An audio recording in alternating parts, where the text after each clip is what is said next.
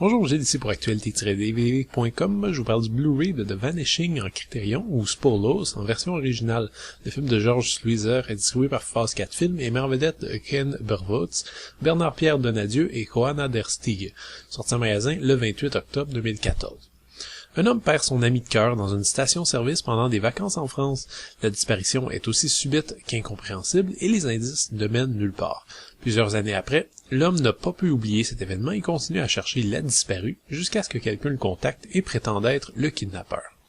Oubliez Seven, oubliez Silence des agneaux, pour moi le thriller ultime, ça reste The Vanishing ou L'homme qui voulait savoir, tel qu'intitulé dans la version française que j'ai vu pour la première fois en VHS par hasard il y a plusieurs années.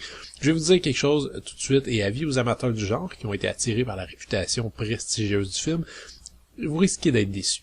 Les critiques auront beau dire qu'il s'agit d'un film d'horreur terrifiant, atroce et psychologiquement cruel, vous risquez d'être pris à contre-pied, même si ces qualificatifs s'appliquent quand même bien à la présente œuvre.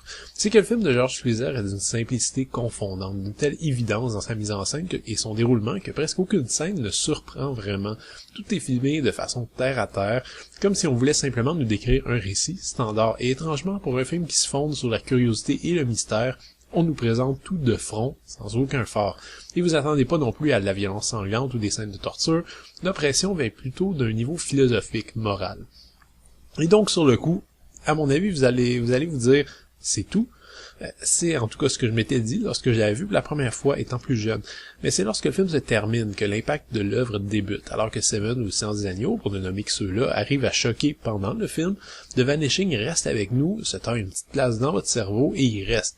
Et peu à peu, on se rappelle du film et on se dit que finalement, c'est quand même un thriller franchement bien conçu, effectivement psychologiquement sadique.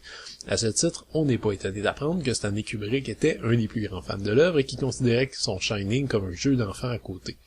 Le scénario basé sur le court roman de Tim Crabbe a cette particularité de s'adresser directement au spectateur, parce que chaque scène nous pose des questions, nous interpelle. On se met à la place du héros et on se demande ce qu'on ferait à sa place. Il s'agit d'un jeu abstrait, de personnages qui en viennent à se demander où se trouvent leurs limites, en quoi consistent les balises morales de notre société et quel est leur bien fondé.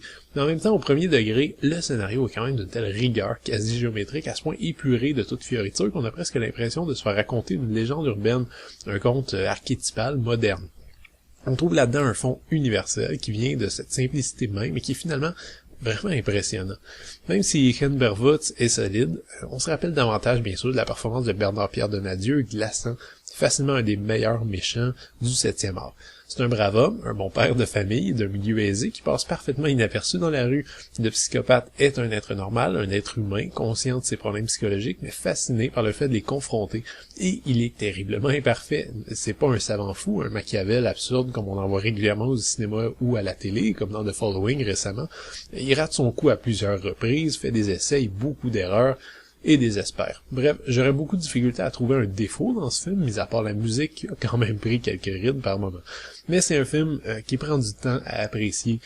On nous fait voir un aspect très sombre de l'être humain, pas dans la façon dont il y a de faire du mal aux autres, mais dans la façon dont on peut se faire nous-mêmes du mal, prisonniers de nos propres impulsions animales. C'est un film fort, intelligent, sous des apparences humbles, et je suppose que oui, si on élargit la définition, on peut dire que c'est finalement un des meilleurs films d'horreur existants. Le Blu-ray est présenté en 1:66 anamorphique, dans une image magnifiquement restaurée qui n'a plus rien à voir avec la précédente édition DVD. Globalement, le film aurait tout aussi bien pu sortir aujourd'hui.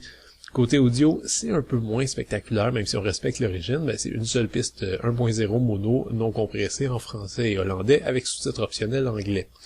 Pour une édition Criterion, les bonus sont quand même assez succincts. Cela dit, l'ancienne édition en DVD ne proposait même pas de bonus, alors on va s'en satisfaire. L'entrevue avec le réalisateur Georges Sluizer est particulièrement douce amère puisqu'il nous a quittés au mois de septembre de cette année. Son intérêt pour le film était toujours présent, il offre plusieurs anecdotes fascinantes. Même chose pour l'entrevue de Johanna der Stieg, même si elle est malheureusement plus courte. L'ensemble vient avec un petit livret contenant un court essai du critique Scott Foundes.